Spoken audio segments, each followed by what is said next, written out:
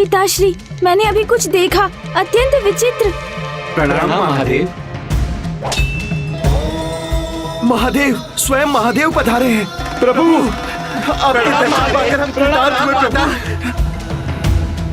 प्रभु हमारे होंगे। आप क्या महादेव के लिए कोटि कोटि धन्यवाद प्रभु। महादेव, आप धन्य हैं प्रभु, आप धन्य हैं प्रभु।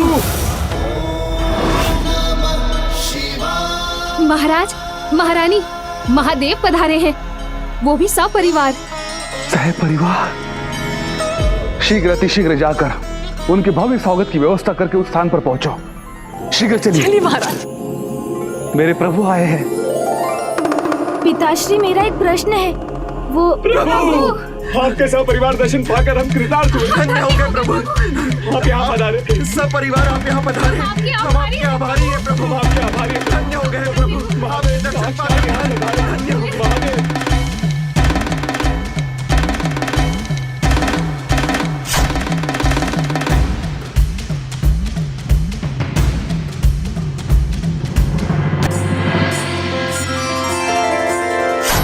ओम नमः शिवाय, ओम नमः शिवाय, ओम नमः शिवाय, ओम नमः शिवाय।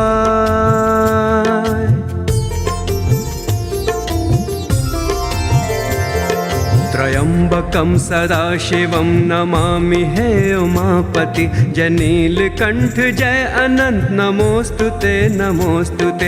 हो भोलेनाथ भक्तों के हो कष्टों से निवारते। ये सृष्टि सारे संकटों से शिव ही है उबारते। पिताश्री, प्रभु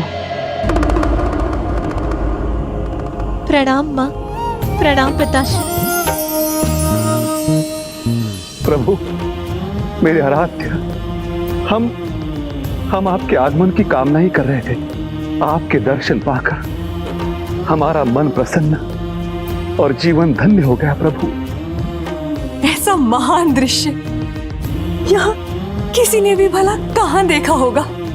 संपूर्ण महादेव परिवार एक साथ उपस्थित है यहाँ।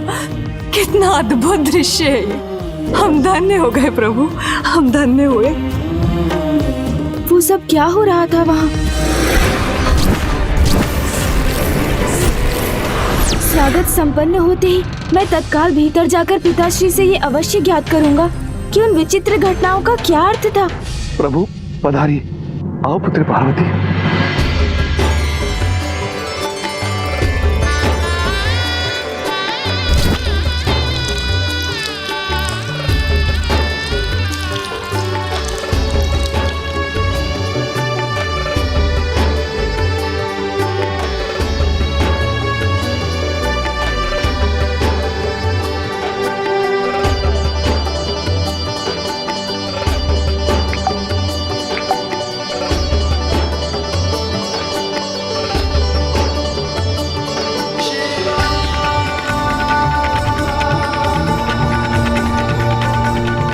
आप दोनों को आते हुए मार्ग में कोई कष्ट तो नहीं हुआ ना?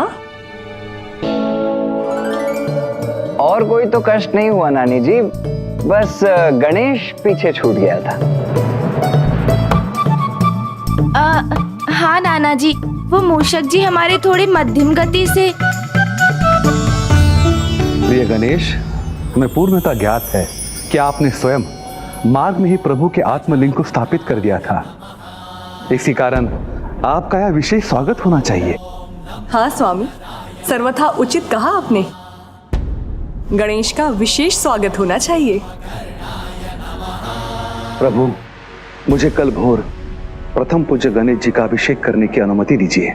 पिताश्री, यदि गणेश हमारा पुत्र है तो वो आपका भी तो नाती है ना, इसीलिए उसके अभिषेक करने हेतु आपको हमारी अनुमति की कोई आवश्यकता नहीं है। उचित है प्रभु, आप सब भीतर जाकर भोजन का आनंद लीजिए। मैं कल भोर की तैयारियां करता हूं।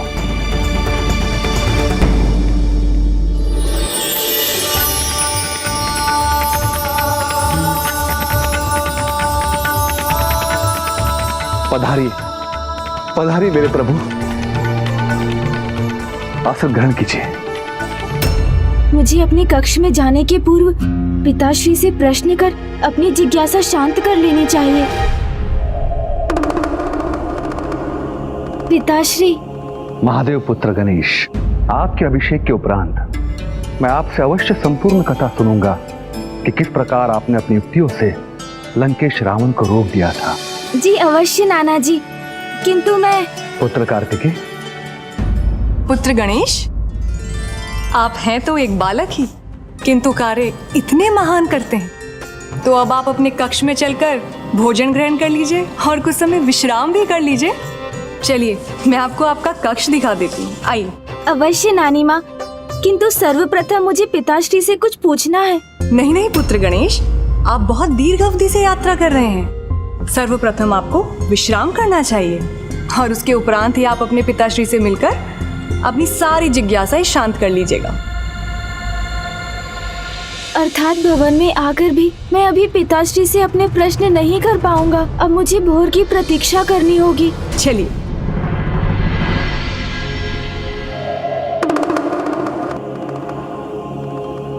पुत्र गणेश, ये है तुम्हारा कक्ष। अब तुम विश्राम करो।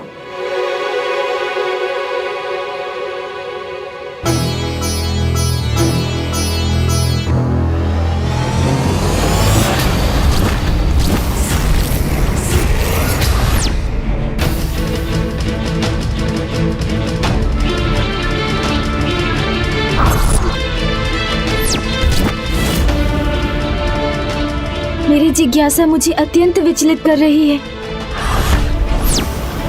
जब तक मुझे उन अस्तित्वों का रहस्य ज्ञात नहीं होता, मैं भला कैसे विश्राम कर सकता हूँ। और में यदि मेरा अभिषेक आरंभ हो गया तो मुझे माँ और पिताश्री से कुछ प्रश्न पूछने का अवसर ही प्राप्त नहीं होगा। तो मूषक जी, आप ही सुझाव दीजिए, क्या मुझे अभी जाकर माँ और पिताश्री से इसकी चर्चा? ये तो यहाँ पहुँचते ही निद्रामग्न हो गए। फिर मैं किससे सुझाव लूं? यहाँ तो मेरा कोई मित्र भी नहीं। हाँ, कार्तिकेय भैया हैं,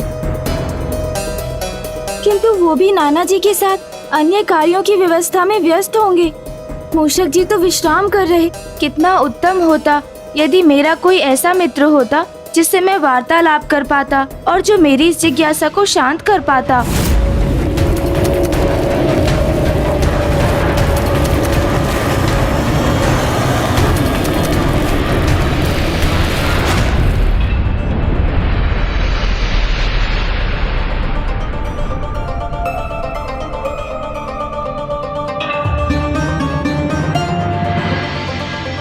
ब्रह्म मुहूर्त भी हो चुका है, शीघ्र भोर होगी, तो कदाचित यही उचित समय है पिताश्री और माँ से बात करने का।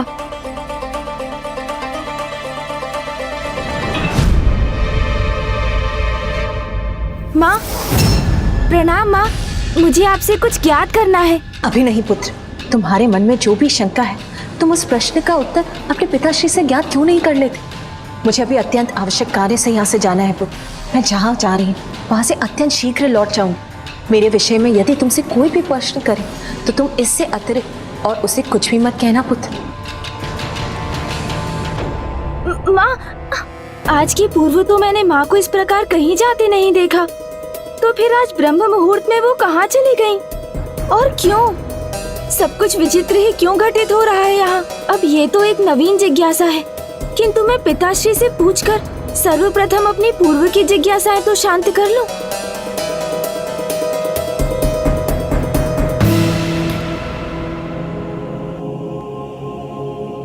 पिताश्री, प्रणाम पिताश्री, मुझे आपसे कुछ चर्चा करनी है। हाँ अवश्य पुत्र, किंतु अभी नहीं। अभी मुझे किसी विशेष कार्य से कहीं प्रस्थान करना है। और हाँ, यदि कोई मेरे विषय में कुछ भी पूछे तो उनसे कहना कि मैं अपने भक्त को दर्शन प्रदान करने गया हूँ। पिताश्री, आज के पूर्व तो माँ और पिताश्री को कभी ऐसा विचित्र व्यवहार करते नहीं देखा मैंने। उन्हें ऐसा क्या आवश्यक कार्य है जो उन्होंने इतने रहस्यात्मक रूप से प्रस्थान किया है? अब तो मुझे कार्तिकेय भैया से ही बात करनी होगी।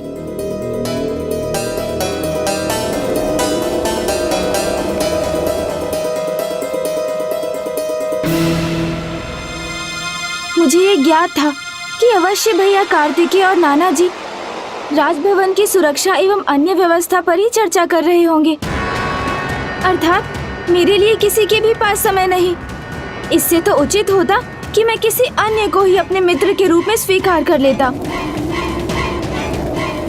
तो किसी से अपने हृदय की चिंता तो बांट सकता।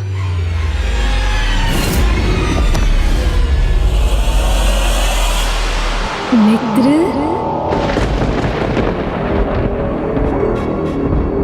मित्र, मित्र, मित्र,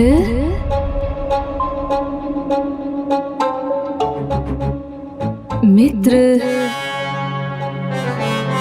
मुझे ऐसा आभास क्यों हो रहा है जैसे कोई मुझे संबोधित कर रहा हो। मित्र कहकर कौन पुकार रहा है मुझे? मित्र, क्या कोई है यहाँ?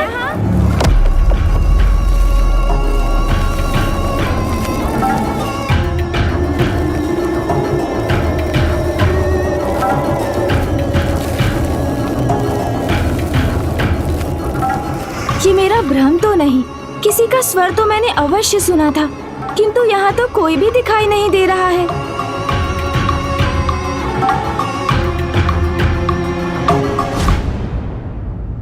माँ, माँ यहाँ?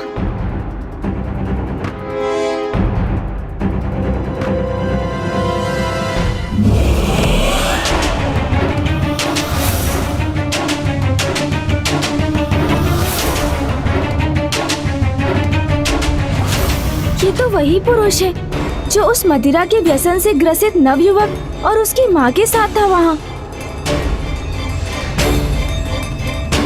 किंतु माँ उससे इतनी आत्मीयता से क्यों संवाद कर रही है, जैसे वो उनसे परिचित हो। कौन है ये? अभी तो वो यहीं थे, तो अभी कहाँ अदृश्य हो गए? मेरी पूर्व की जिज्ञासाएं शांत नहीं हुई और अब तो मेरे प्रश्न और बढ़ते जा रहे हैं।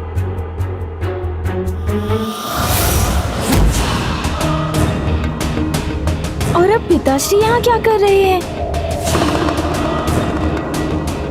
देखने से तो प्रभु के भक्त जैसे हैं, किंतु कौन है ये?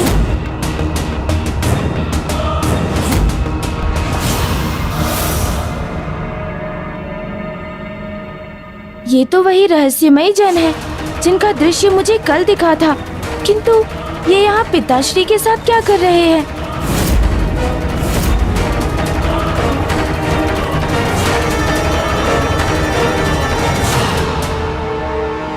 ये कैसा विचित्र घटनाक्रम है।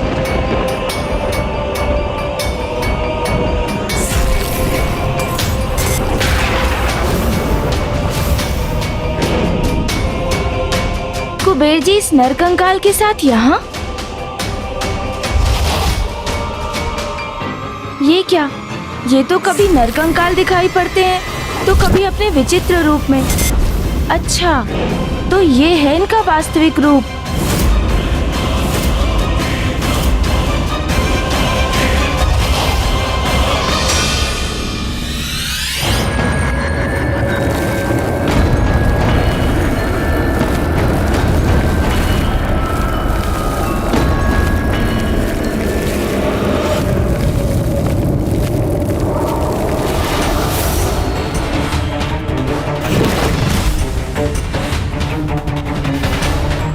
कुबेर जी, किंतु ये इस कंकाल के समक्ष ऐसी क्या विनती कर रहे हैं?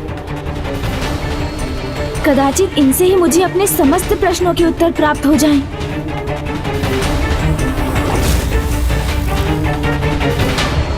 अब कुबेर जी भी अदृश्य हो गए। मैं कैसे ज्ञात करूं कि माँ, पिताश्री और कुबेर जी इन तीनों से कैसे परिचित हैं? क्या संबंध है इनका? क्या है इसका रहस्य? ये रहस्य कौन उजागर करेगा? कुछ तो अवश्य है, मुझे इस रहस्य को ज्ञात करना ही होगा।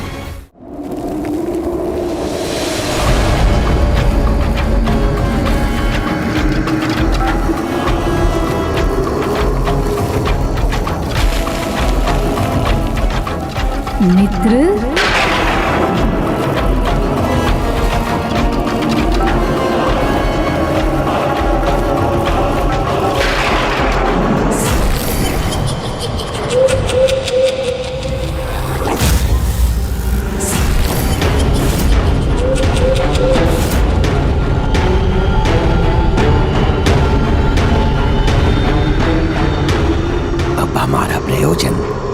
दृश्य सिद्ध होगा जिसकी हम इतने दीर्घ समय से प्रतीक्षा कर रहे हैं। अब उस दृश्य के साक्षी बनेंगे हम।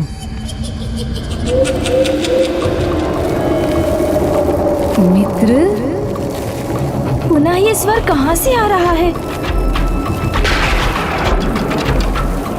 अवश्य इस गुफा के भीतर कुछ है जो मुझे अपनी ओर खींचने का प्रयास कर रहा है।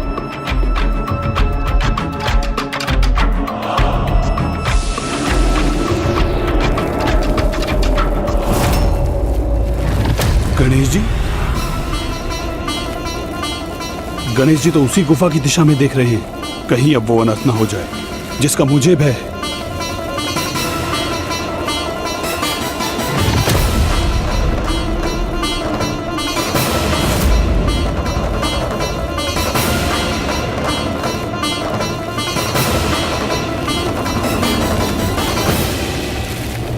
वो ध्वनि अवश्य इसी गुफा से आई थी।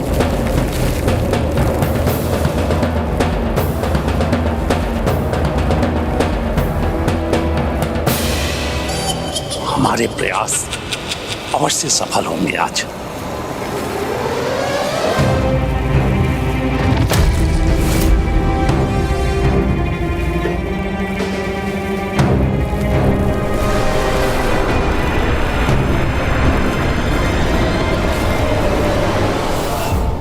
नहीं नहीं, ये नहीं हो सकता, ये नहीं होना चाहिए। विनाशकारी होगा ये, मुझे इसे रोकना होगा।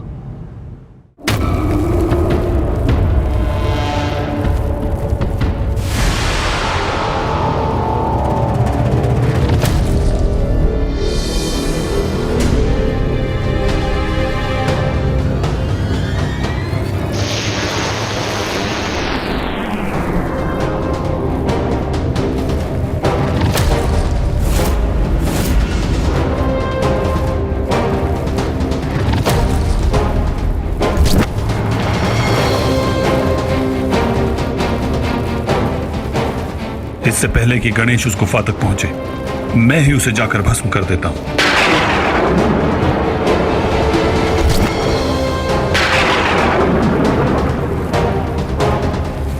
गणेश,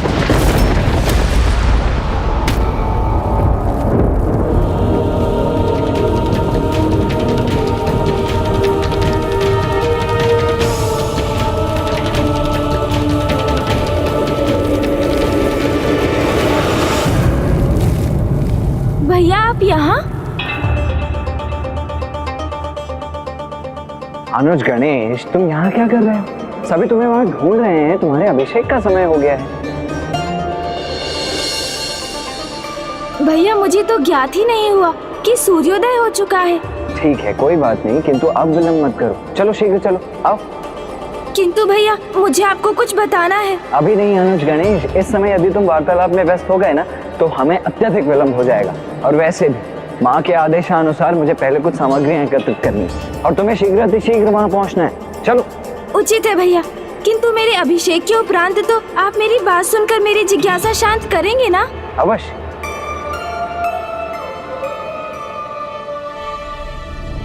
अभी तो गणेश जी ने भंडासुर की रचना नहीं की, किंतु मुझे ऐसा आभास हो रहा है जैसे कुछ शक्तियां उनसे ऐसा करवाना चाहती हैं।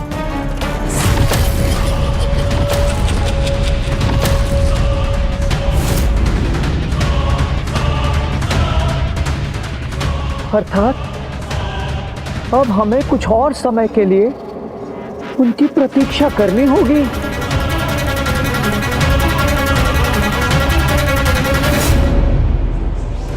जो शक्तियां ये चाहती हैं कि अनर्थकारी घटना घटित हो, वो तो पुनः प्रयास करेंगे, और जो आज नहीं हो सका वो कल हो सकता है। इस संकट को प्रलय में परिवर्तित होने के पूर्व मुझे ही कुछ करना होगा।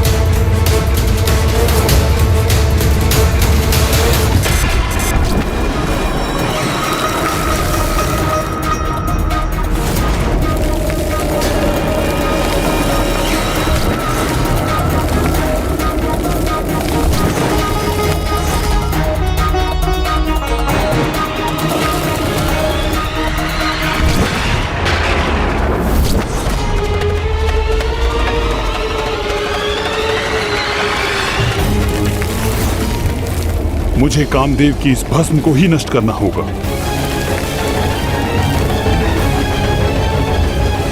जब सब कुछ नष्ट हो जाता है तब मात्र भस्म ही शेष रह जाती है, किंतु उसे नष्ट करने का भला क्या उपाय हो सकता है?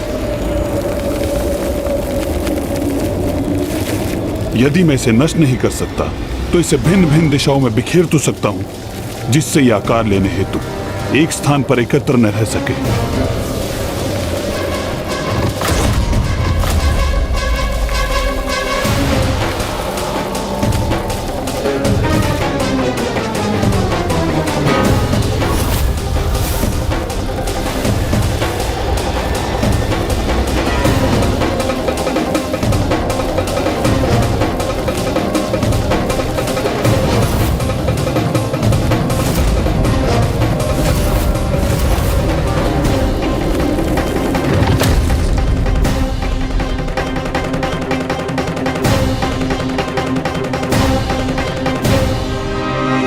इन्हीं भस्म से भंडासुर का जन्म होने वाला है और इस समय इसे रोकने के लिए मेरे पास मात्र एक ही उपाय है कि मैं इन भस्मों को यहाँ वहां बिखेर दूं, ताकि ये भस्म गणेश जी तक पहुंच ही ना सके।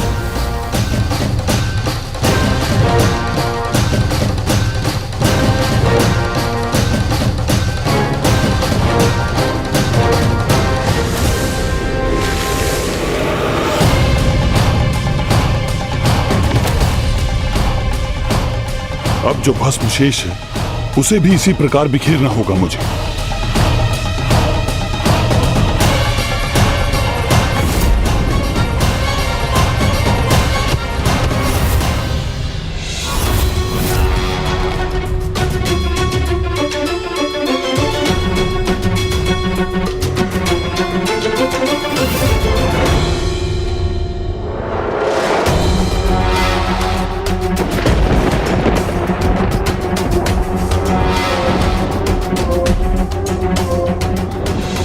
शेष भस्म वो यहां से कहां चली गई? भला कहां अदृश्य हो सकती है?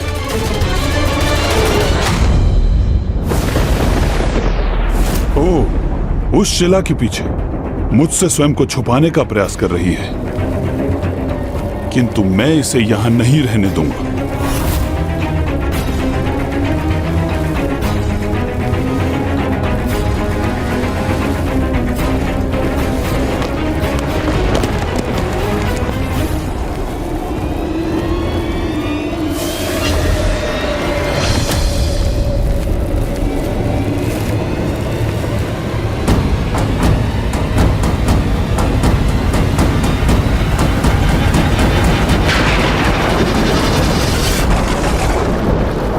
पुत्र है ग्रीव, नहीं पुत्र है ग्रीव।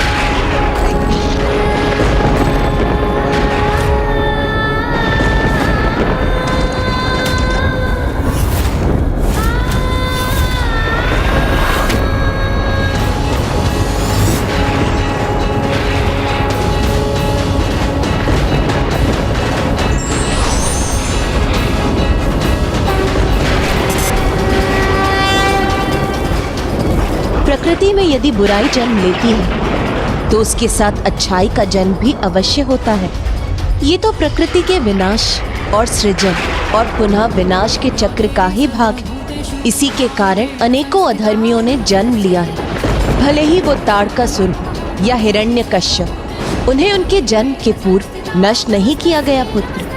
किसी भी व्यक्ति के पापों की गागर भरने के पूर्व उसे दंड नहीं दिया जाता। इसीलिए तुम प्रकृति के कार्य में बाधा मत डालो पुत्र।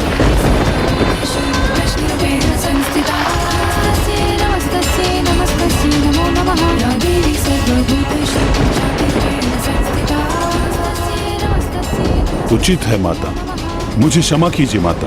पुत्र, जो होना था वो हो चुका और नियति के अनुसार जो होना है वो भी अवश्य होकर ही रहेगा।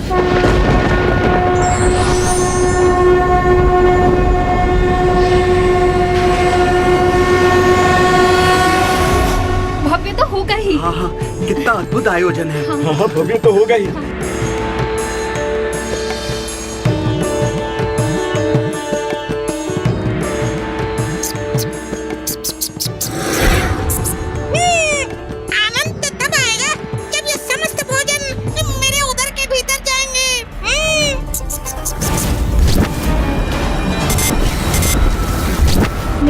तो अभी तक वही प्रश्न उमड़ रहे हैं कि उन विचित्र घटनाओं के पीछे क्या कारण था। पिताश्री,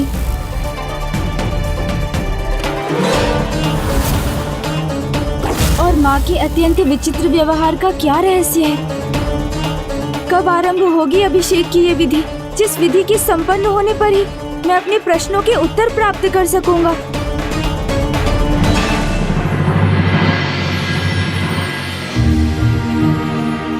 अब यहाँ प्रथम पूज्य श्री गणेश का पंचामृत अभिषेक आरंभ करना चाहिए। ये समस्त आयोजन प्रथम पूज्य श्री गणेश को बधाई और हमारी ओर से इनका आभार व्यक्त करने स्वरूप किया गया है, क्योंकि इन्होंने दशानन रावण द्वारा प्रभु महादेव के आत्मलिंग को लंका ले जाने से रोककर इस समस्त संसार पर आने वाले घोर अनिष्ट को सुरक्षित कर दिया है। ऐसा महान कार्य किया है इन्होंने। अभिषेक की ये सुंदर विधि तो गणेश जी के माता द्वारा ही आरंभ होनी चाहिए। पुत्री पार्वती,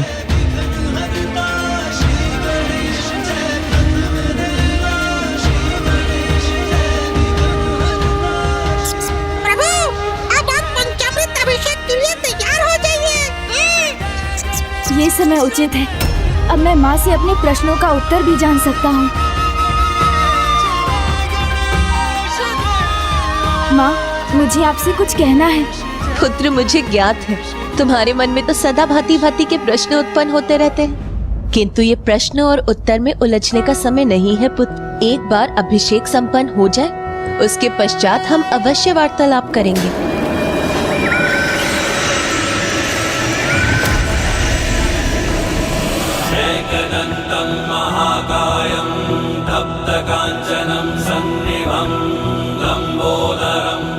माँ ने तो मुझे मेरे प्रश्नों का उत्तर दिए बिना ही मुझे शांत कर दिया, स्वयं से कुछ पूछने ही नहीं दिया मुझे।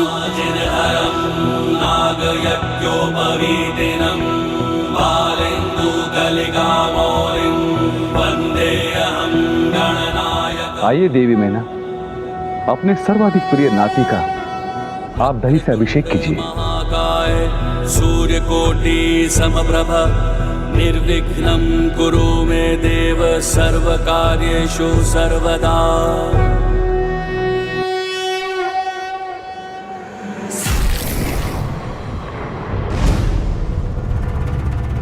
क्या हुआ पुत्र गणेश, किस विचार में हैं आप?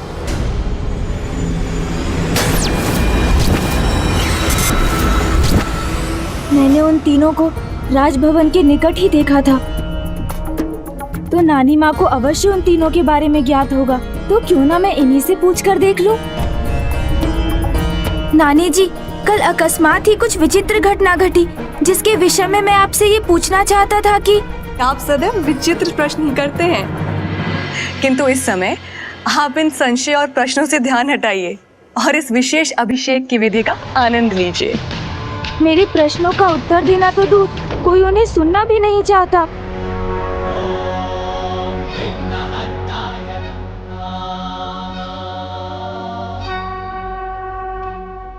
प्रभु, अब आप गणेश का घृत से अभिषेक कीजिए। नहीं महाराज जी मोहन, आप उसके नाना जी हैं, इसलिए मुझसे पूर्व तो आपके द्वारा ही उसका अभिषेक सर्वथा उचित है।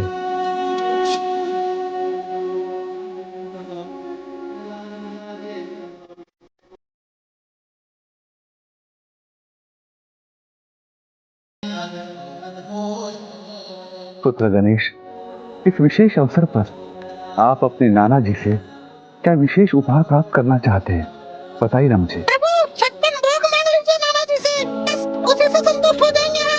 नाना जी, यदि आप मुझे कोई उपहार प्रदान करना ही चाहते हैं, तो मुझे मेरे कुछ प्रश्नों के उत्तर देकर मेरी एक जिज्ञासा शांत कर दीजिए।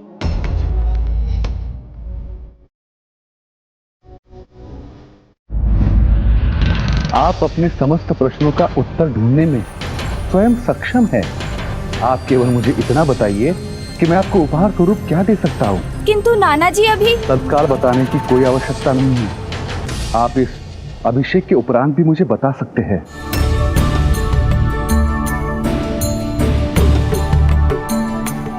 लीजिए प्रभु, अब आप मधु से पुत्र गणेश का अभिषेक कीजिए।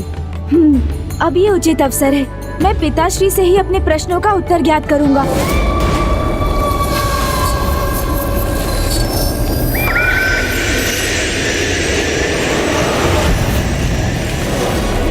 पिताश्री, मुझे आपसे कुछ।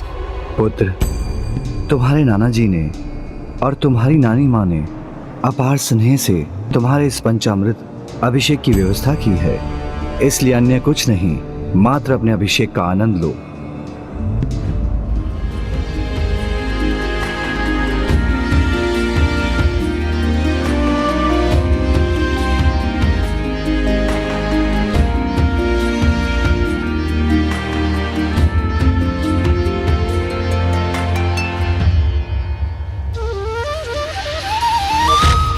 अब इक्षु रस से प्रथम पूज्य गणेश जी का अभिषेक करने का अवसर किसे प्राप्त होना चाहिए? मुझे नाना जी।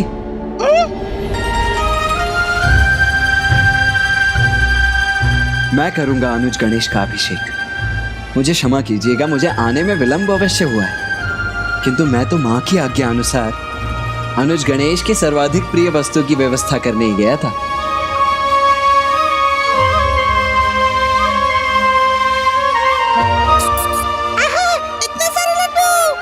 लड्डू नहीं, आज तो मुझे उत्तर चाहिए जो मुझे कोई भी नहीं दे रहा है।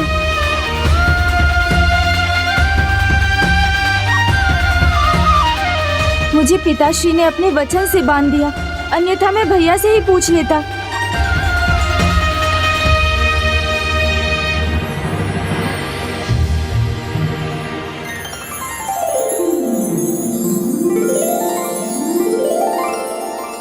अब हमें अभिषेक की शेष विधि संपन्न करनी चाहिए।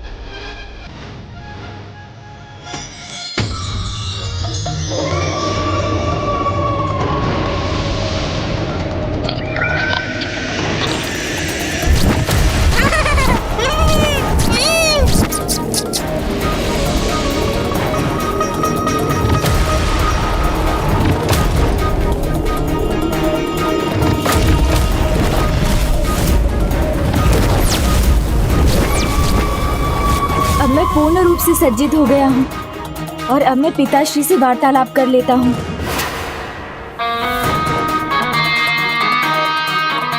मेरे अभिषेक की संपूर्ण विधि संपन्न हुई और अब मैं किसी से भी अपने प्रश्नों के उत्तर ज्ञात करने के लिए पूर्ण रूप से मुक्त हो गया हूँ। पिताश्री। पार्वती। हाँ प्रभु। अब मेरे ध्यान समाधि का समय हो गया है, मैं प्रस्थान करता हूँ।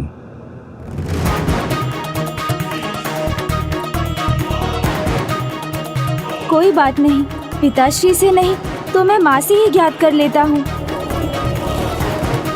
माँ, मैं बहुत अधिक समय से आपकी प्रतीक्षा कर रहा हूँ। मुझे कुछ अति आवश्यक संवाद करना है आपसे। गौरी पुत्र, आप हमें भी तो अपनी माता के साथ कुछ समय व्यतीत करने का अवसर दीजिए। हाँ पुत्र, एक माँ का भी तो अपनी पुत्री के इस समय पर अधिकार है। मुझे भी उसका कुशल मंगल ज्ञात करने का अवसर प्रदान होना चाहिए, है ना? चलो पुत्री।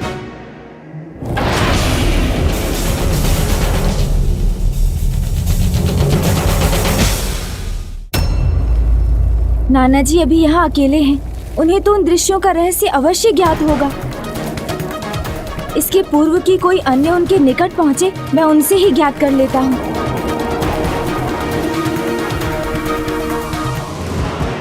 कहाँ चल दिया अनुज गणेश? अरे नाना जी के निकट भैया, और कहाँ? भूल गए अनुज गणेश, मैंने पूर्व में ही कह दिया था कि इस बार नाना जी और नानी जी का संपूर्ण स्नेह और समय केवल तुम पर ही केंद्रित नहीं रहेगा। नाना जी, वो कल रात्रि में हमारी वो वाली चर्चा अधूरी रह गई थी ना? मेरे विचार से हमें उसे अब संपन्न कर लेना चाहिए। आइए चलिए। भैया,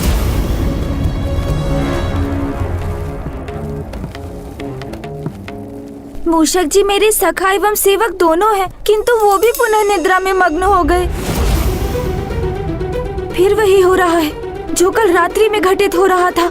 मुझे तो पूर्व में ही समझ जाना चाहिए था कि अभिषेक के उपरांत भी किसी के भी पास मेरे लिए तनिक भी समय नहीं होगा।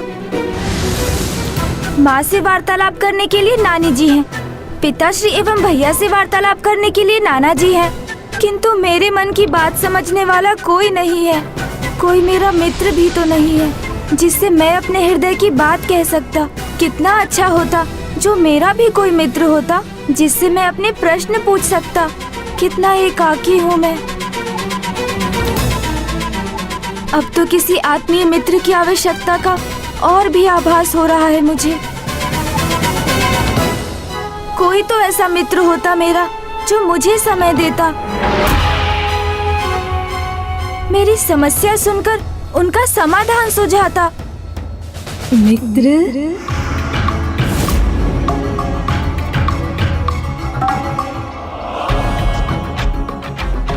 मुझे भ्रम हो रहा है अथवा वास्तव में भस्म ही मुख का आकार लेकर मुझे पुकार रही है।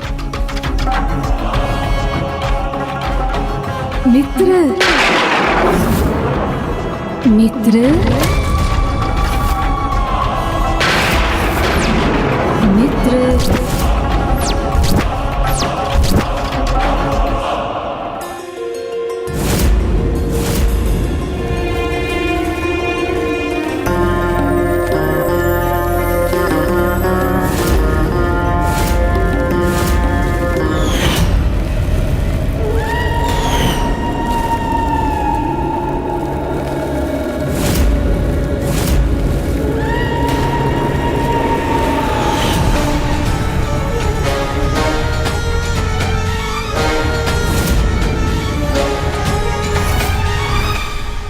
ये विचित्र भस्म अब किस दिशा में गतिशील है और क्यों?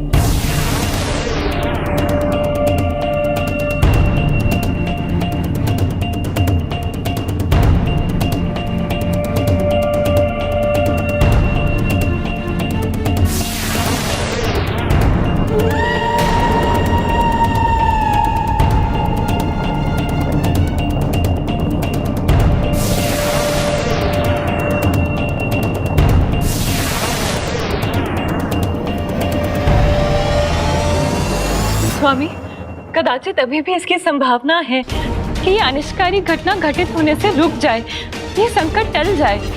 नहीं देवी, नियति ने जो निर्धारित किया है वो अपने उचित समय पर ही होगा। और अब गणेश से वो होने जा रहा है जिसके लिए वो स्वयं को कभी क्षमा नहीं कर पाएगा।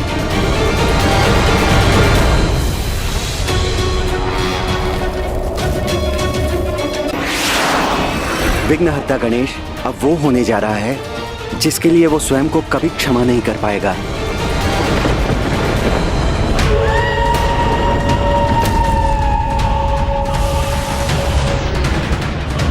ये भस्म के कण एकत्र होकर मुझे इस गुफा की दिशा में क्यों खींचने का प्रयास कर रहे हैं? और ये तो वही गुफा है जिससे भोर में भी ध्वनि उत्पन्न हुई थी।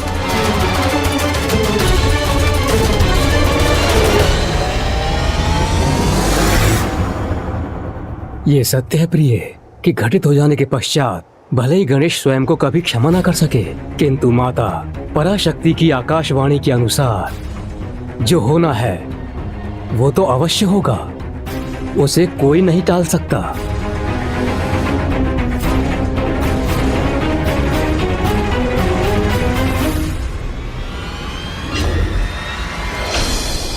यहाँ तो कोई भी नहीं।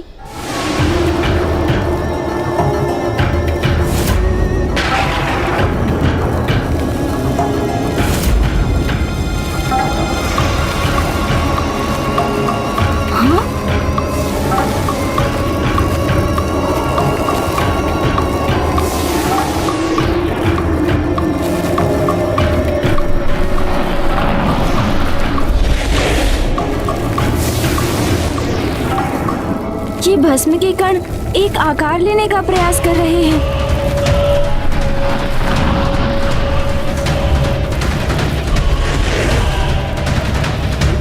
क्या है ये और मुझे यहाँ क्यों बुलाया है इसने?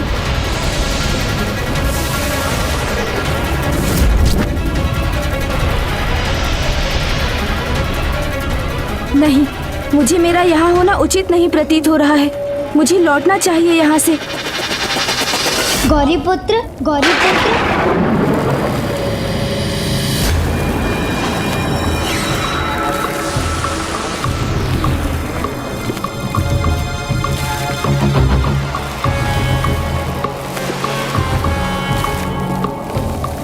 अनेक वर्षों से जो यहाँ आपकी प्रतीक्षा कर रहा है वो हूँ मैं। आपके समान मैं भी अकेला हूँ, जिसके पास ना कोई आता है न जिससे कोई कुछ कहता सुनता है।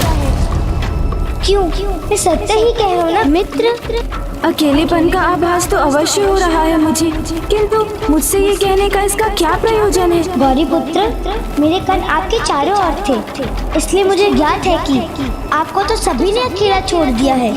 पिता ध्यान में लीन हो गए। अब मेरे ध्यान समाधि का समय हो गया है, मैं प्रस्थान करता हूँ।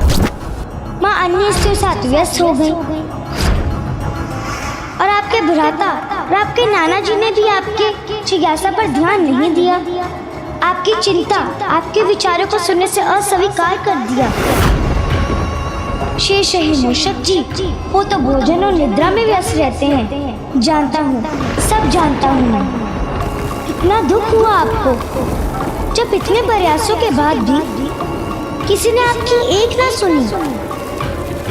ये भी ज्ञात है मुझे, और उससे भी रोचक बात है कि आपकी भी वैसी अवस्था है जैसे आपकी माता की थी जब उन्होंने आपकी रचना की थी।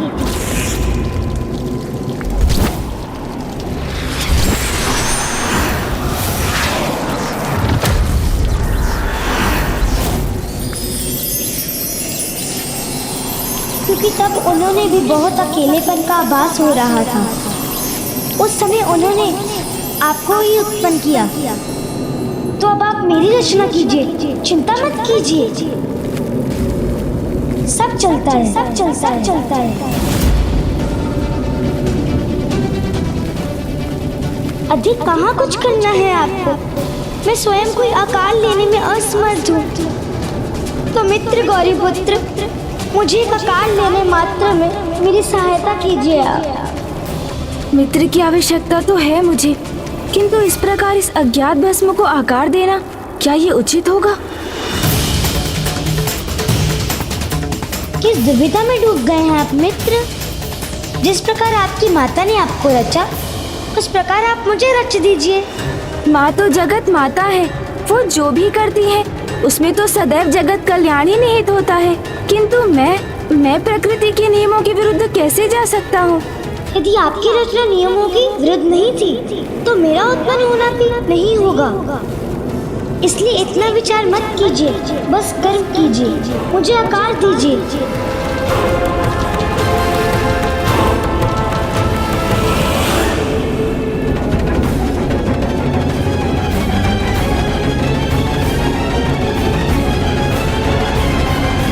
स्वामी, ये तो जन्म लेने के पूर्व ही अपने कपट का परिचय दे रहा है।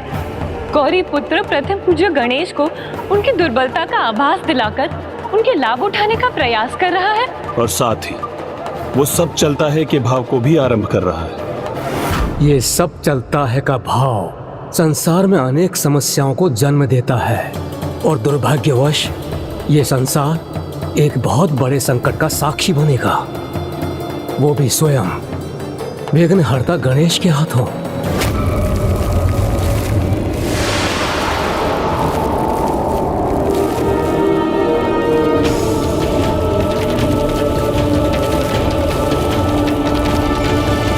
मेरी सहायता कीजिए प्रथम पूज्य गणेश जी।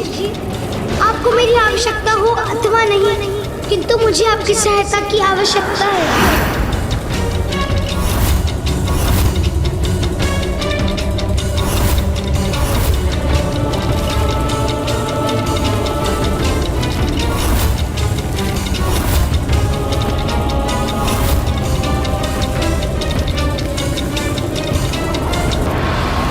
हमने गणेश जी के मन में प्रश्न जागृत कर उन्हें इतना विचलित तो कर ही दिया था कि वो यहाँ से बिना सहायता किए लौटने में असमर्थ होंगे।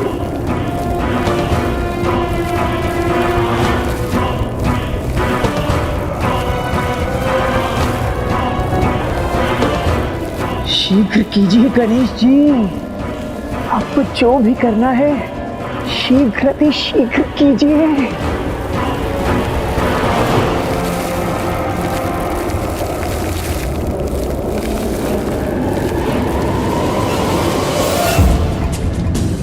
नहीं गणेश, ऐसा कदापि मत करना। स्वयं अपने द्वारा ऐसा भयंकर अनर्थ मत होने दीजिए प्रथम पूज्य गणेश जी।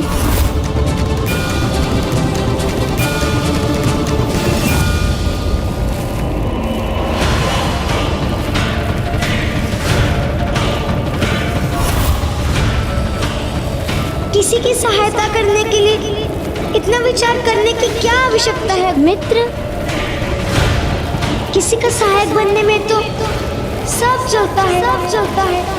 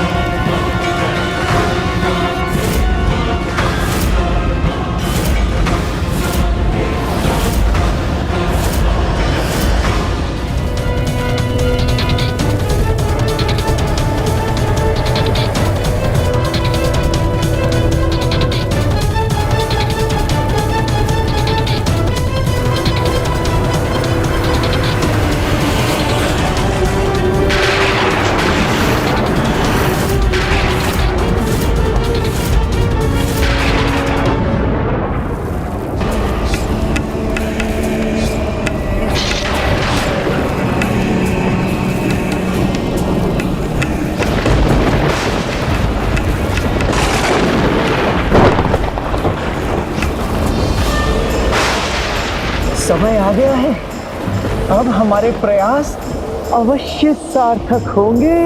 गणेश को हमने इतना अधीर कर दिया है कि उसके फल स्वरूप हमें हमारे महानायक का सानिध्य प्राप्त होने जा रहा है।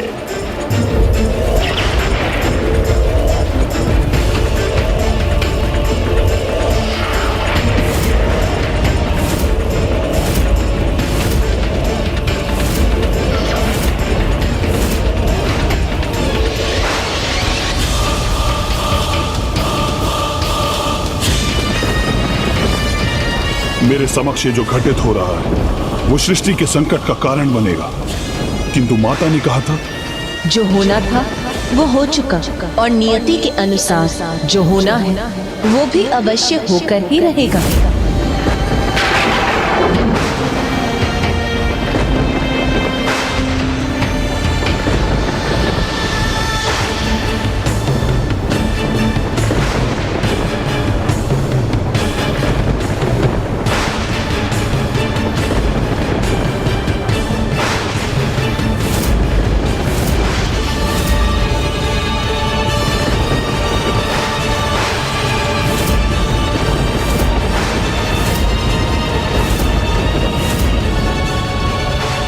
अभी तक मेरा कोई मित्र नहीं था, अब से ये मेरा मित्र होगा।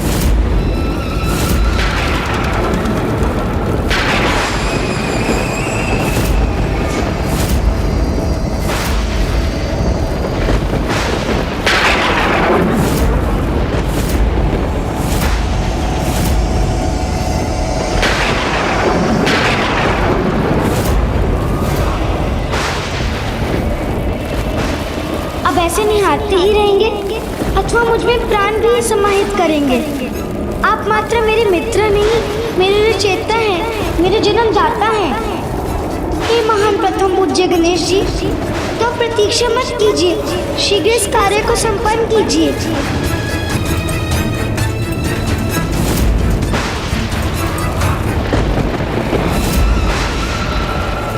अब आप रुक क्यों रहे हैं मित्र? शीघ्र मुझ पे प्राण डालिए। तो मात्र प्राण ही देना शेष है। शीघ्र कीजिए ना गणेश जी। हाँ हाँ शीघ्र कीजिए। और विलंब उचित नहीं है, शीघ्र कीजिए। नहीं गणेश, ऐसा कदापि मत करना। ये अनर्थ मत कीजिए पार्वती नंदन। क्या ये उचित होगा? संकोच का स्थान नहीं है। आप अपनी रचना को शीघ्र प्राण दीजिए गणेश जी, और फिर आपको एक मित्र भी प्राप्त होगा। ऐसा मित्र जो सदा आपके साथ रहेगा, सदा आपकी प्रत्येक बात सुनेगा। अन्य सभी के समान मैं कभी अनसुना नहीं करूंगा। तो मुझे प्राण दीजिए गणेश जी, अब इतना भी मत सोचिए। सब चलता है, सब चलता है, चलता है। जो अपनी रचना होने के पूर्व ही अपना कार्य संपन्न करने की धूर्ता भरी युक्तियां जानता हो, वो भविष्य में और क्या क्या नहीं करेगा।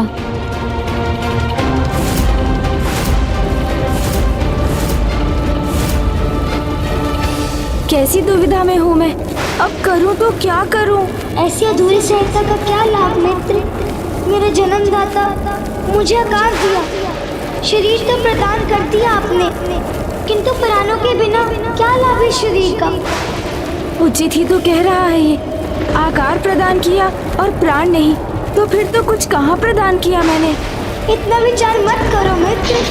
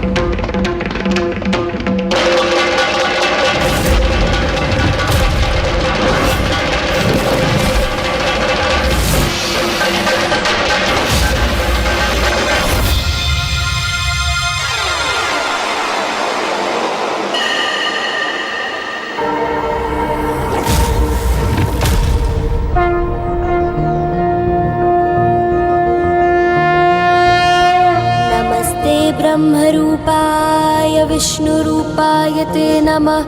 नमस्ते रुद्ररूपाय करिरूपाय ते नमः। विश्वरूप स्वरूपाय नमस्ते ब्रह्मचारिणे। भक्तप्रियाय देवाय नमस्तुभ्यं विनायक। ओम सिद्धि बुद्धि सहिताय महागणपतये नमः।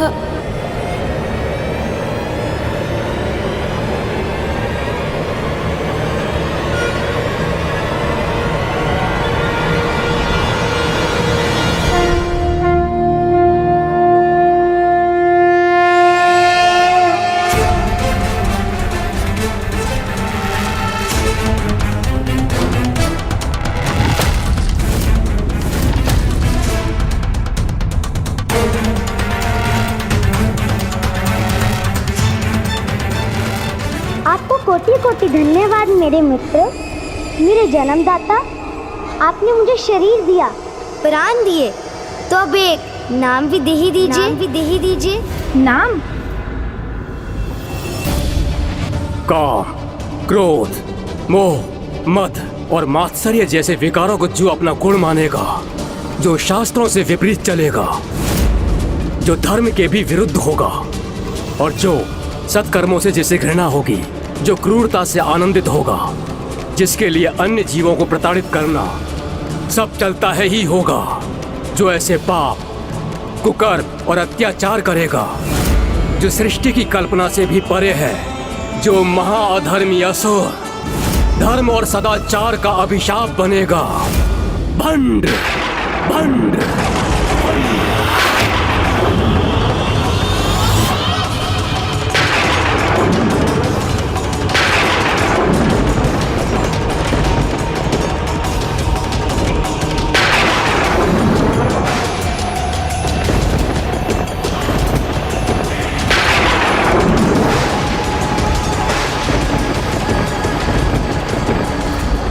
तुम्हें तुम्हारा नाम देता हूँ, भंड कुमार। भंड कुमार, धन्यवाद। हमारे महानायक भंड कुमार। एकाएक मुझे ऐसा क्यों आभास हुआ कि जैसे हमारे अलावा कोई अन्य भी यहाँ उपस्थित है।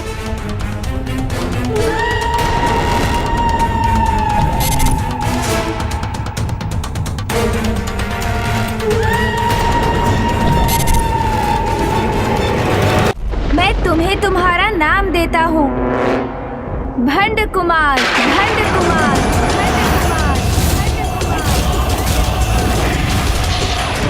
हमारे महानायक भंड कुमार।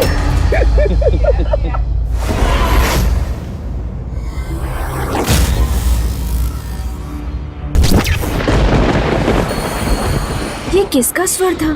कोई अन्य भी है क्या यहाँ? क्या तुम्हें भी कोई स्वर सुनाई दिया मित्र? किसी को देखा तुमने? नहीं मित्र, न मैंने कुछ सुना न मैंने कुछ देखा।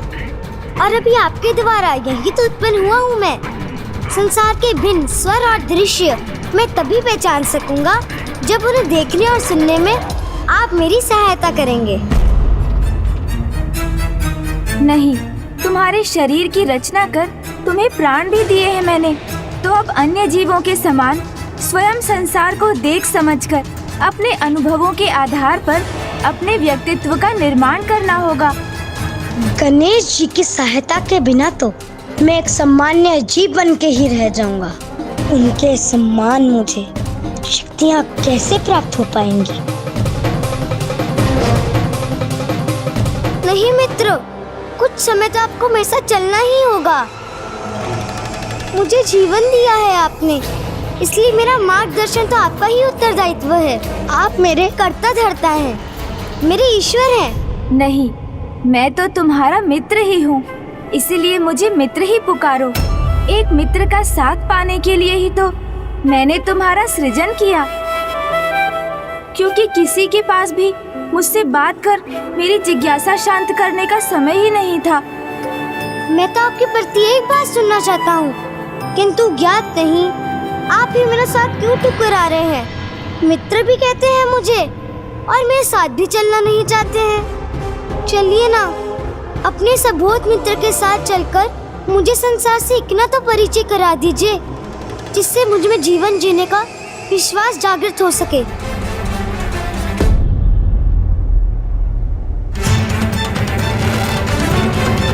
अच्छा, आप मेरा साथ नहीं चाहते तो मैं आपको विवश नहीं करूंगा।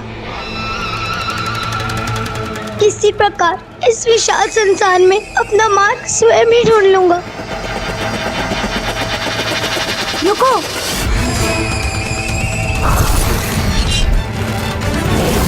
मित्र, निराश मत हो मित्र। मैं कुछ समय तुम्हारे साथ अवश्य चलूंगा, किंतु मात्र एक प्रहर, अर्थात आज सूर्यास्त तक। उसके उपरांत मुझे नाना जी के निवास लौटना होगा। उचित है मित्र, चले? अवश्य।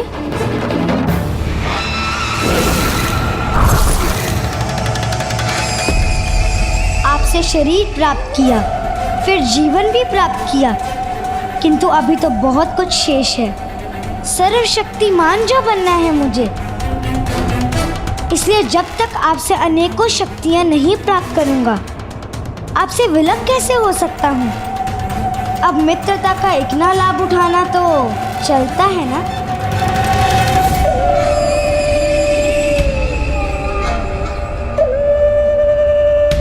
मैंने इसे अपने साथ ले जाना स्वीकार तो कर लिया है, फिर भी मेरे मन में यह कैसा संशय है इसके प्रति।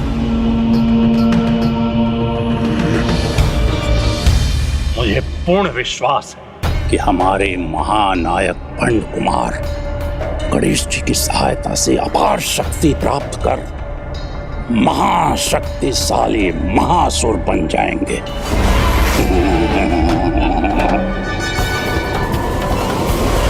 सब कुछ ज्ञात होने पर भी कैसा अबोध होने का ढोंग कर रहा है कुटिल भंड कुमार।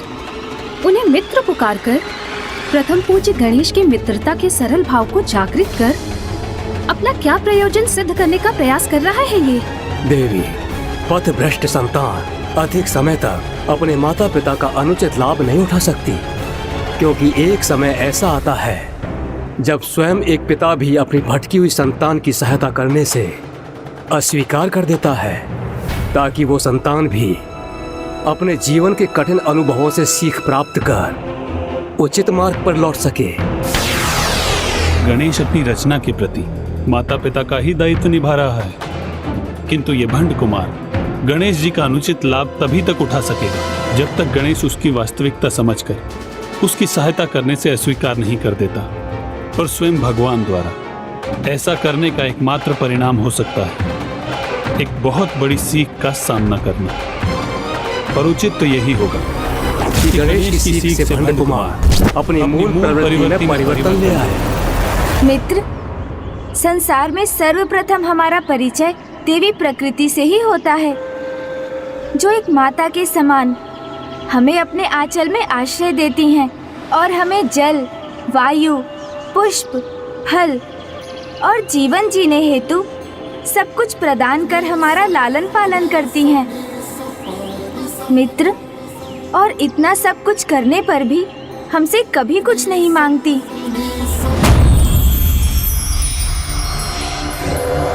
अद्भुत।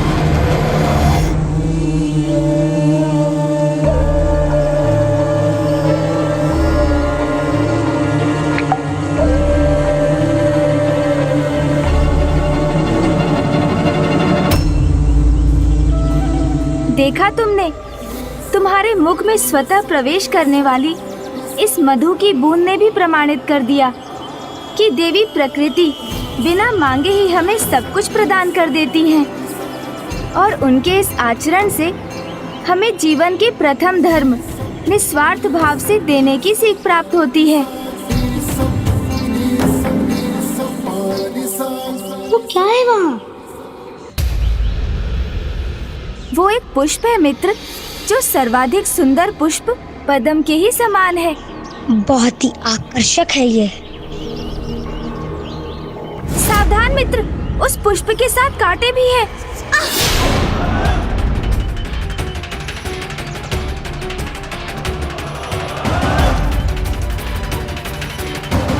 अद्भुत है ये कांटे। आकार में छोटे होने पर भी किसी को इतना बड़ा कष्ट देने में सक्षम है ये कांटे।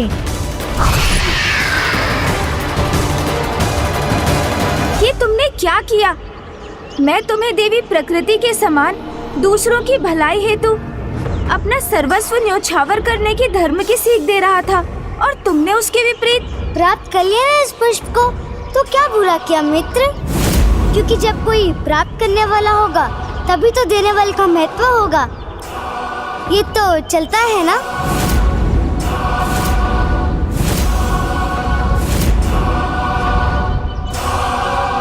कितने अबोध हो तुम।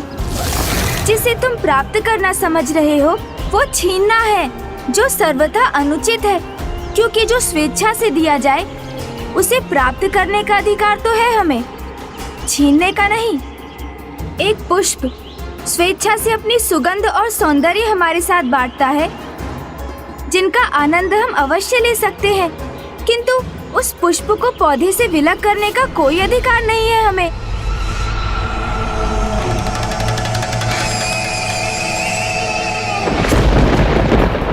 प्रतीत होता है मेरी डांट सुनकर इसे अपनी भूल का आभास हो गया है, और है भी तो कितना छोटा। कदाचित मैंने ही कुछ अधिक कठोरता दिखा दी, इसलिए ये उदास हो गया, किंतु इससे ये निश्चित है कि अब ये ऐसी भूल कदापि नहीं करने वाला।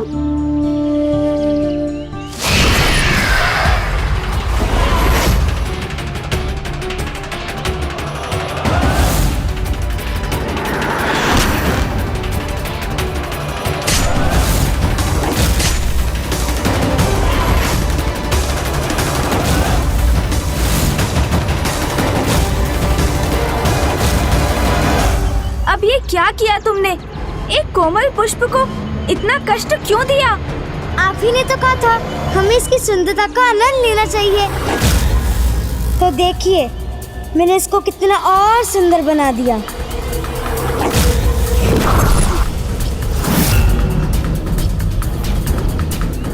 पुष्प को कांटों से छलनी कर उसकी सुंदरता में वृद्धि का आभास हो रहा है इसे। अर्थात ये तो इसके मूल स्वभाव में निहित दुष्टता का ही संकेत है।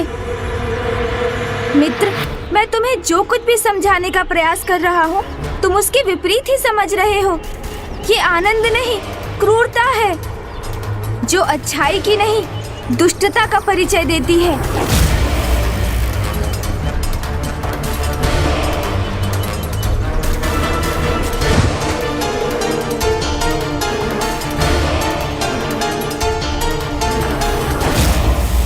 मुझे इतने तीव्र सर में उठाना क्यों दे रहे हैं मित्र, जिससे अपार पीड़ा हो रही है मुझे। अब आप ही बताइए इसमें क्या दोष है मेरा? मेरा सृजन तो अभी अभी हुआ है ना, तो अच्छाई और बुराई का भेद ज्ञात करने का समय कहाँ मिला मुझे?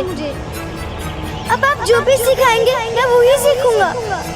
अब एक नवजात बालक से इतनी भूल तो चलती है ना। ये तो उचित कह रहा है, इसका सृजनकर्ता तो मैं ही हूँ, इसलिए इसे अच्छाई और बुराई का भेद सिखाने का कर्तव्य भी मेरा ही है। मुझे इसके जीवन में सुपथ पर चलने का मार्गदर्शन करना होगा, अन्यथा अभी इसके स्वभाव की जो झलक मुझे दिखाई दी है ये तो उसे ही अपना व्यवहार बना लेगा, इसलिए मुझे इसे अच्छाई का ज्ञान देना अत्यंत आवश्यक है।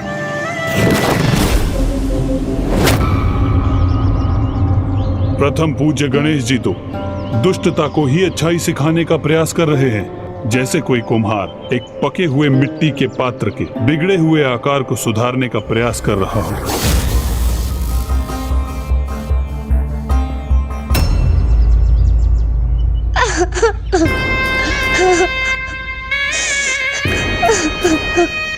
तुम चिंता मत करो मित्र, मैं तुम्हें अच्छाई और बुराई का भेद अवश्य सिखाऊंगा।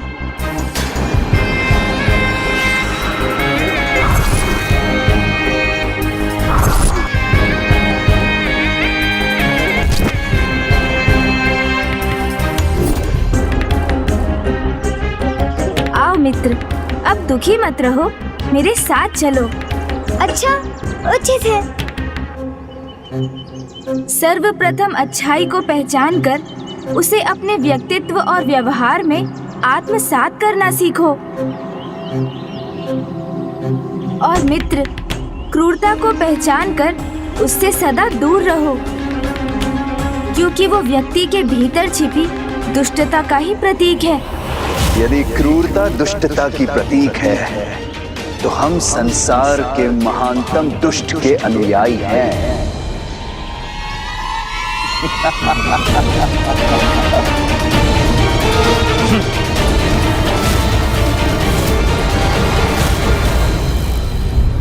ये अचानक कहाँ अदृश्य हो गए ये दोनों?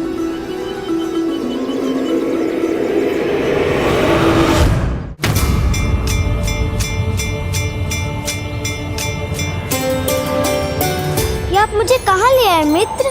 भूमि के उस भाग पर जहाँ भूमि देवी भोजन उत्पन्न करती हैं। यहाँ से ही तुम्हारी अच्छाई की शिक्षा आरंभ होगी। यहाँ से? यहाँ कौन सीख देगा मुझे? पंच तत्व अर्थात पृथ्वी, वायु, अग्नि, जल, आकाश, अर्थात इन्हीं पंच महाभूतों से उत्तम आचरण का ज्ञान प्राप्त कर हमें इनके गुणों को अपने जीवन में अपनाना चाहिए। और तुम्हारी प्रथम सीख तुम्हें पृथ्वी से प्राप्त होगी।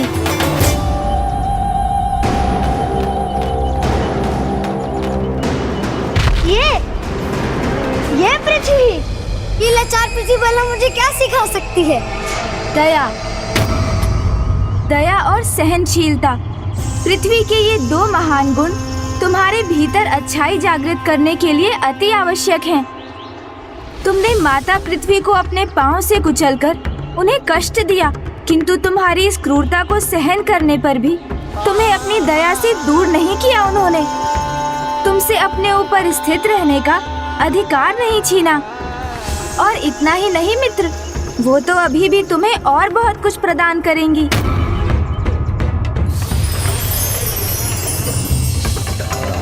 ये देखो मित्र, फसल अर्थात भोजन।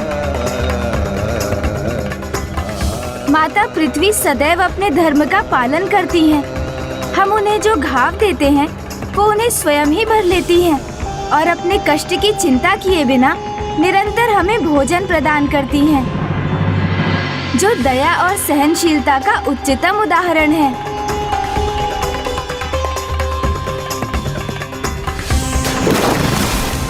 दया और सहनशीलता तो मूर्खता है।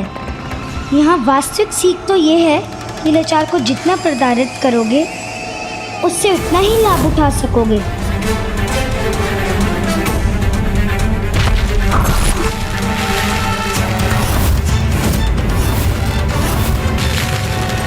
आओ मित्र, अब तुम्हारी अगली सीख के लिए हमें आगे जाना है। चले मित्र।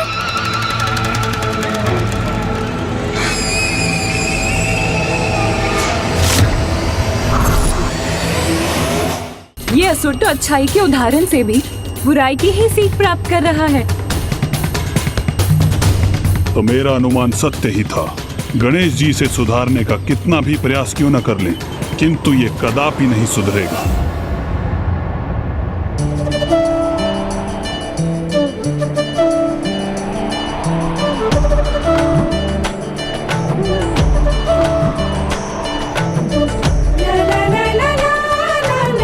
इस वायु प्रवाह का आभास करो मित्र। अपनी दूसरी सीख मुक्त पवन से प्राप्त करो मित्र, जिसका मुक्त प्रवाह सर्वत्र व्याप्त रहता है, जो किसी भी जीव जंतु, पौधे आदि में कोई भेदभाव नहीं करती। जीव छोटा हो अथवा बड़ा, समानता के भाव से सभी के जीवन को प्राणवायु प्रदान करती है। इसलिए पवन से हमें निष्पक्ष भाव से सभी की सहायता करने की सीख प्राप्त होती है।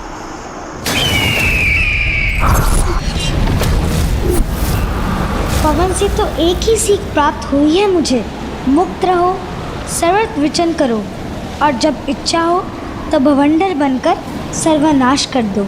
आओ मित्र।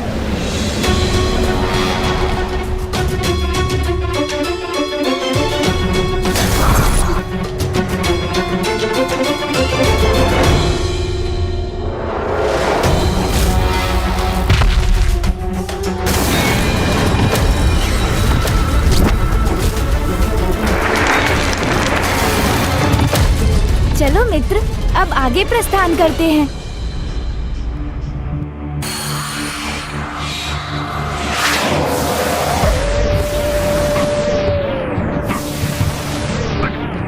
और अब अच्छाई से सर्वप्रथम महत्वपूर्ण गुण जो तुम्हें इसी आकाश से सीखना होगा।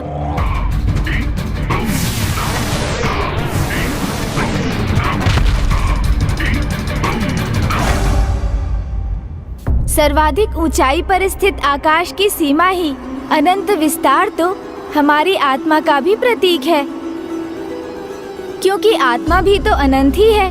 और जिस प्रकार आकाश में मेघों के छटने पर आकाश निर्मल हो जाता है, उसी प्रकार सांसारिक मोह बंधन रूपी मेघों के छटने पर आत्मा सर्वव्यापी परमात्मा से एकीकार हो सकती है। अर्थात आकाश से हमें ये सीख प्राप्त होती है कि ईश्वर की संपूर्ण रचना एक ही है। तुम ब्रह्मांड के भाग हो, तो समस्त ब्रह्मांड तुम में ही समाहित है।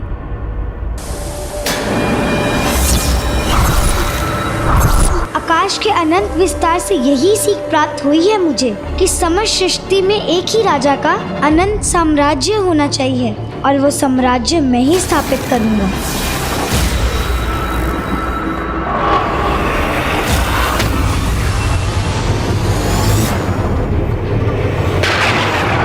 जो स्वयं प्रथम पूज्य गणेश द्वारा प्रदान किए गए ज्ञान को ग्रहण करने में अक्षम है, उससे भला क्या आशा की जा सकती है। इसीलिए इस बालक भंड कुमार के आचरण में किसी सुधार की कोई संभावना नहीं है। गणेश तो उसे सभी उत्तम गुणों की सीख दे रहे हैं, और वो उनके अर्थों का अनर्थ कर उनके उत्तम सीखों से बुरा ही आत्मसात कर रहा है।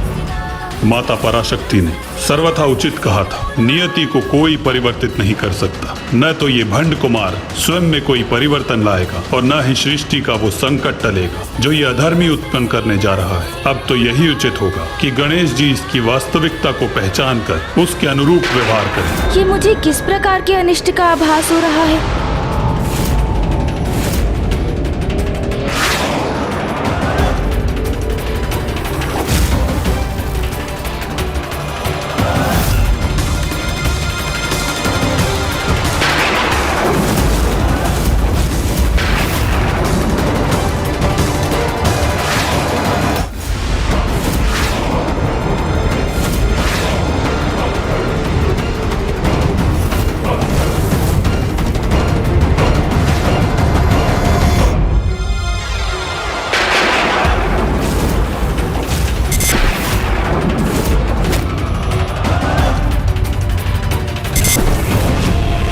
चले मित्र, अब मैं तुम्हें कुछ और गुण एवं ज्ञान से भरे प्राकृतिक उपहारों से परिचित करवाता हूँ। आओ।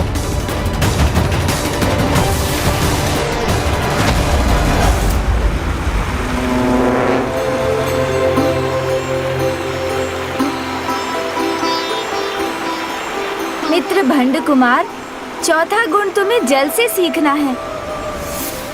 जल के समान परिस्थिति के अनुरूप स्वयं को किसी भी आकार में ढालकर अपने मार्ग की बाधाओं पर विजय पाकर निरंतर अपने लक्ष्य की ओर बढ़ना सीखो, और दूसरों की मलिनता को दूर कर उन्हें पवित्र करना भी सीखो।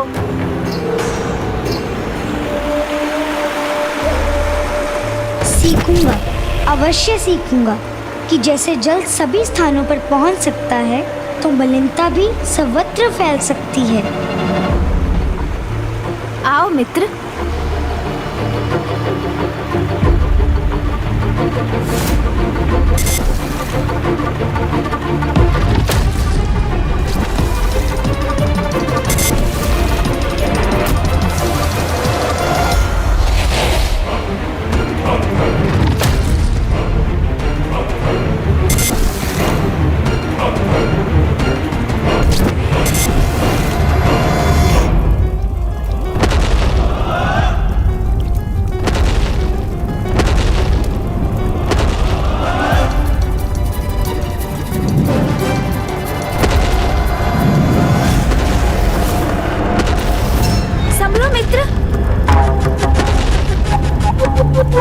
मित्र भंड कुमार, भयभीत मत हो, मैं हूँ ना तुम्हारे साथ। तुम्हें यहाँ अग्नि से कोई क्षति नहीं पहुँचेगी, अपितु एक महत्वपूर्ण सीख प्राप्त होगी तुम्हें। अग्नि जिसका स्पर्श करती है, उसे अपनी पावन ऊर्जा से सुधार कर पवित्र बनाती है, क्योंकि जो जल में नहीं घुलता, वायु से प्रभावित नहीं होता, उसे एकमात्र अग्नि ही अपने भीतर समाहित कर नवीन रूप प्रदान कर सकती है।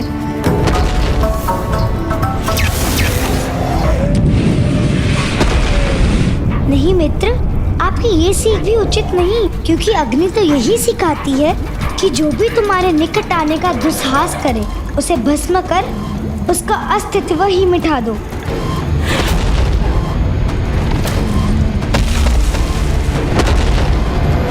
चले मित्र। चलो।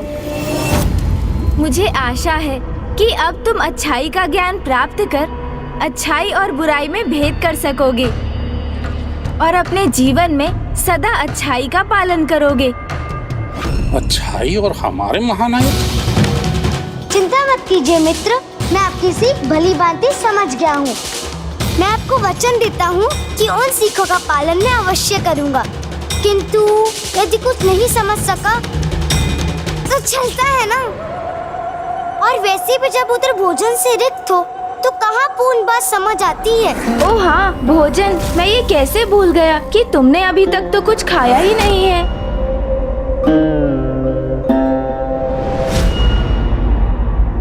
वहाँ देखो मित्र, वहाँ तुम्हारे लिए पर्याप्त आहार है।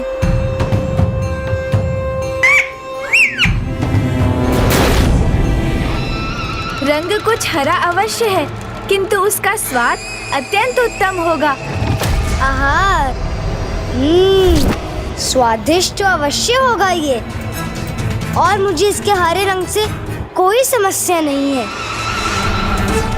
मुझे तो ये अत्यंत रसभरा भी प्रतीत हो रहा है। तो फिर प्रतीक्षा क्यों करें? वैसे भी वो वृक्ष से पृथक होने ही जा रहा है, तो उसे शीघ्र प्राप्त करना चाहिए हमें।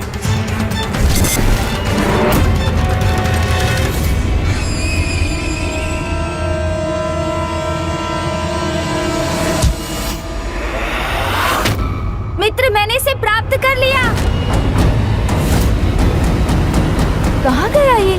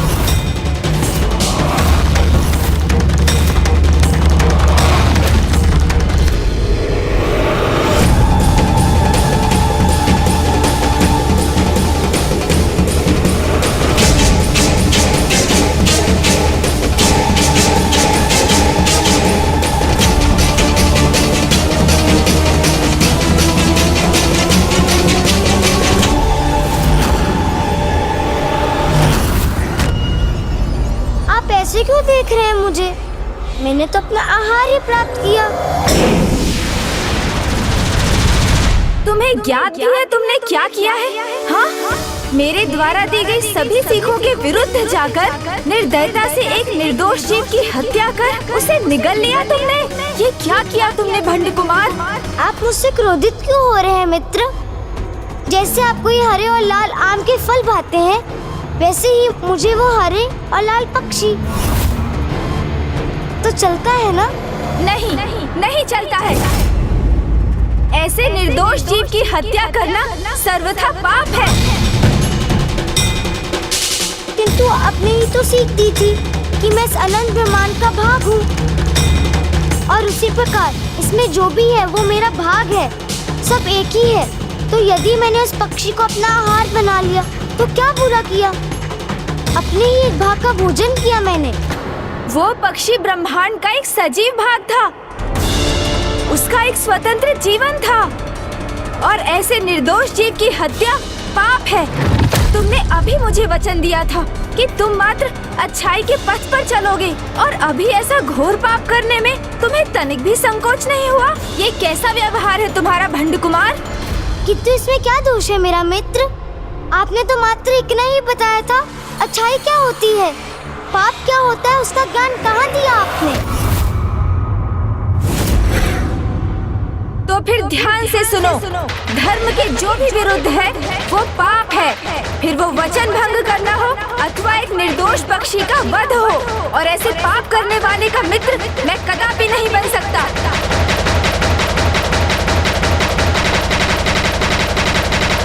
मित्र, मैं भी कहाँ किसी का शत्रु बनना चाहता हूँ। मुझे तो सबसे बड़ा शत्रु बनना है, महाशत्रु, अजात शत्रु। जिसके हृदय में अधर्म का अंधकार व्याप्त है, वो प्रथम पूज्य गणेश जी की कोई सीख भला कैसे प्राप्त कर सकता है? वचन भंग करना पाप होता, यही कहा था ना आपने? तो स्मरण कीजिए, आपने सूर्यास्त तक मेरे साथ रहने का वचन दिया था मुझे। मैं तुम्हारे साथ चलूंगा आज सूर्यास्त तक।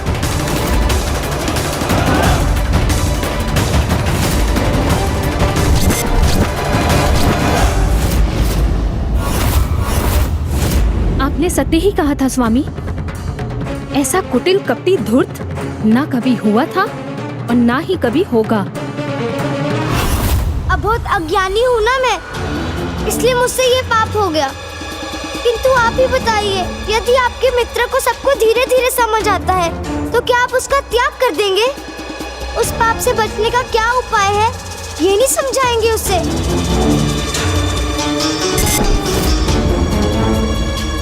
उचित है, मित्र मित्र का साथ नहीं देना चाहता तो मत रुकिए, जाइए गणेश जी। जब मैंने ये पाप किया है तो उसके परिणाम का सामना करने का उपाय भी स्वयं ही ढूंढ लूंगा मैं।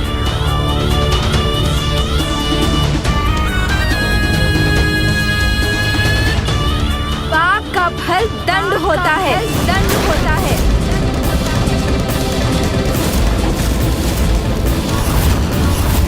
किंतु मित्र, मैं दंड नहीं पाना चाहता, तो इस पाप के दंड से कोई कैसे सुरक्षित हो सकता है? बताइए ना मित्र। उसका तो एक ही उपाय है, पाप का प्रायश्चित। प्रायश्चित? हाँ, प्रायश्चित भंड कुमार। सर्वप्रथम अपने पाप को स्वीकार कर क्षमा याचना करो। ये प्रायश्चित का प्रथम चरण है।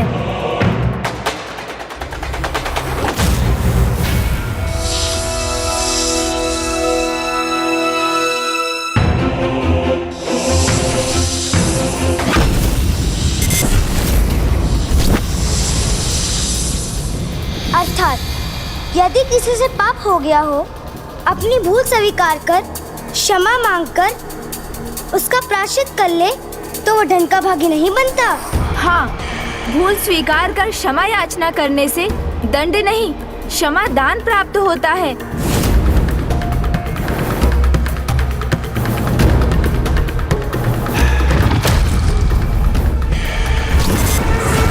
क्षमा याचना करने से दंड नहीं, क्षमा दान प्राप्त होता है।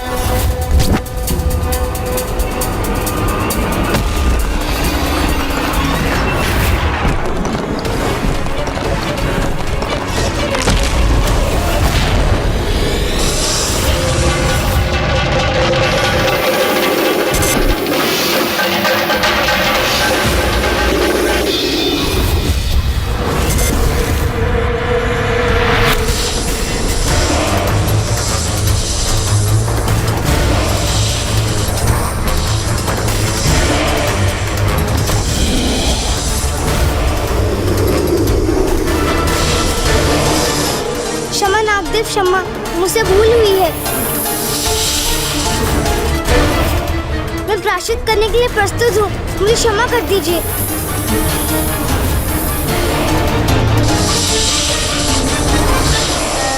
मुझे विश्वास नहीं हो रहा कि मेरी प्रत्येक सीख का अनुचित अर्थ ही निकाल लेता है। कदाचित इस भंड कुमार को सुधारने का प्रयास करना मेरी भूल थी। मित्र, मेरी विचार से भूल मुझसे नहीं, आपसे हुई है। देखिए, मैं तो क्षमा याचना कर रहा हूँ, फिर भी ये नाग मुझे क्षमा करने के लिए तैयार नहीं। ये तो क्रोध से फुफकार रहा है मुझ पर। इसकी दुष्टता की कोई सीमा भी है अथवा नहीं। अच्छा रुकिए, मैं एक बार और क्षमा याचना करता हूँ। मुझे बोध बालक से भूल होगी नागदेव, इसलिए शांत हो जाइए। मैं तो मात्र एक नहीं देखना चाहता था, जो शिक्षा मेरे मित्र गणेश जी ने दी है वो उचित है या नहीं। कृपया करके मुझे क्षमा कर दीजिए।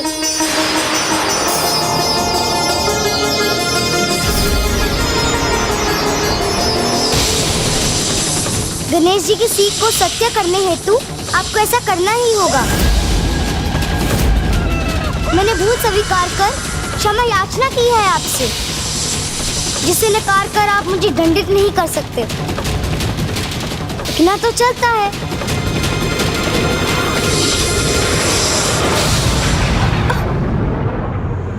गणेश जी की सीख को सत्य करने गणेश जी की सीख को सत्य करना ही होगा। आपको ऐसा करना ही होगा।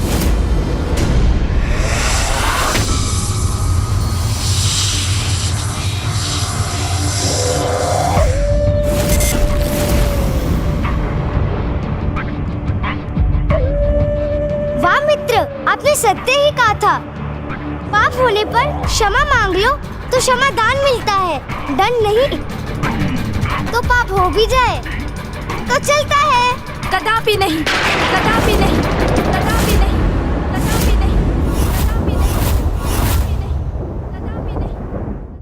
अपनी इच्छा से किया गया पाप मात्र पाप नहीं, आसुरी प्रवृत्ति का परिचय देता है। और मुझे नहीं ज्ञात था कि मैं एक मित्र नहीं, दुष्टता का ही सृजन कर रहा हूँ। मैंने तुम्हें अब तक जो भी शिक्षाएं प्रदान की, तुमने सभी का विपरीत अर्थ समझा, जो सर्वथा अनुचित है। इसलिए अब मैं प्रस्थान करता हूँ।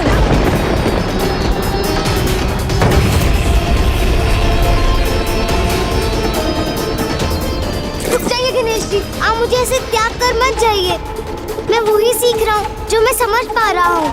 मैं एक ही दिवस में सब कुछ कैसे सीख सकता हूँ? कुछ भूल तो चलती है ना। मित्र, आपके भी तो जीवन के आरंभ में आपसे भी तो कोई भूल हुई होगी।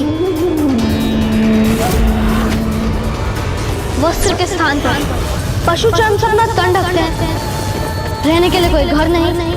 नाम पूछो तो कहते हैं सभी नाम मेरे हैं। अब ऐसी बात करने वाले को बेरूपिया नहीं तो और क्या कहूँ? और क्या कहूँ? और क्या कहूँ?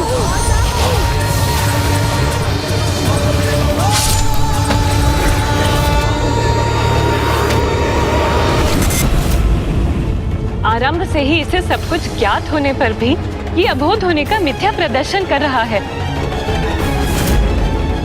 आपने देखा नाथ, किस प्रकार ये गणेश जी के अतीत की घटना का उल्लेख कर रहा है।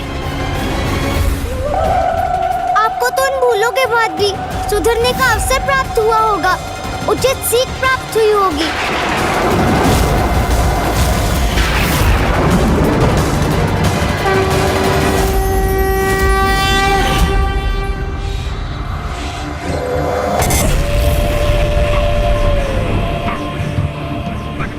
आपके मार्गदर्शन के लिए तो आपकी माता थी, आपके पिताश्री थे, आपका परिवार था और ग्रह था, और आपके लिए सीखना समझना कठिन कहाँ रहा होगा।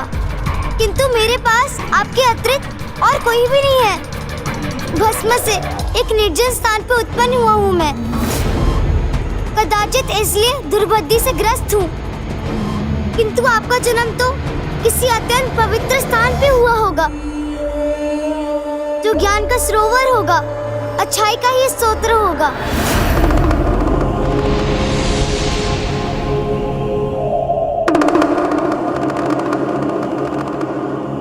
उचित कहते हो तुम। जहाँ ज्ञान की गंगा बहती है, जो ब्रह्मांड के सभी स्थानों में सर्वाधिक पवित्र स्थान है, जहाँ मेरे पिता का निवास है, मेरा निवास है, कदाचित वहीं जाकर तुम्हें सुबुद्धि प्राप्त होगी।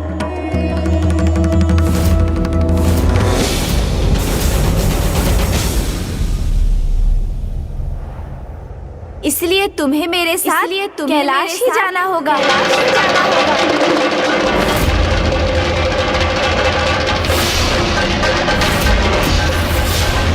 धन्यवाद मित्र, धन्यवाद।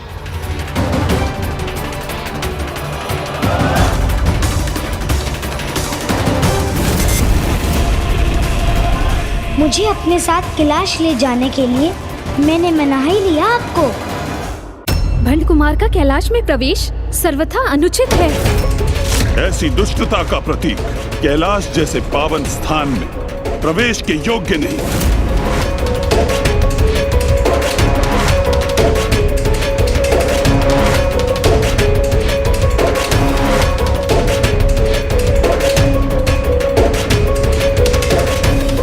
रुको भंड कुमार,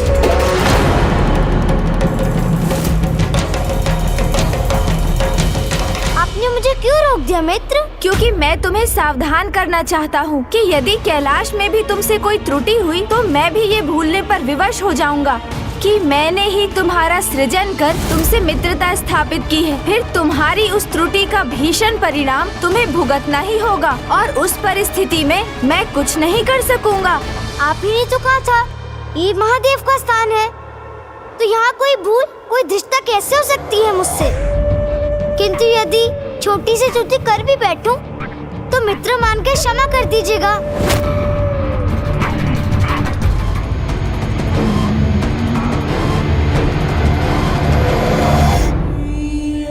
उचित है, उचित है। मैं आपको वचन देता हूँ, यहाँ मैं अत्यंत सावधान रहूंगा। मैं कोई भूल नहीं करूंगा। अब तो चलिए। अवश्य।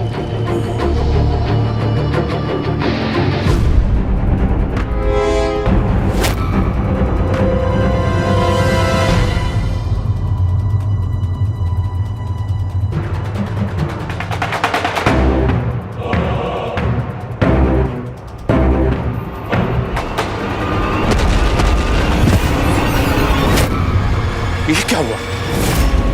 ये कैसी अदृश्य शक्ति है जिसने मुझे पीछे फेंक दिया?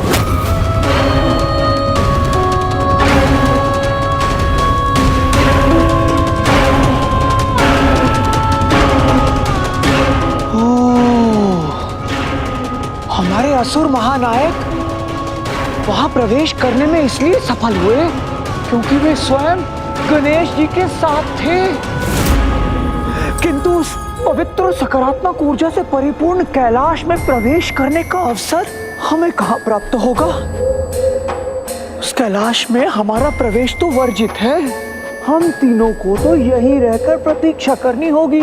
तो तुम मेरे आहत होने की प्रतीक्षा कर रहे थे, पूर्व में सूचित नहीं कर सकते थे?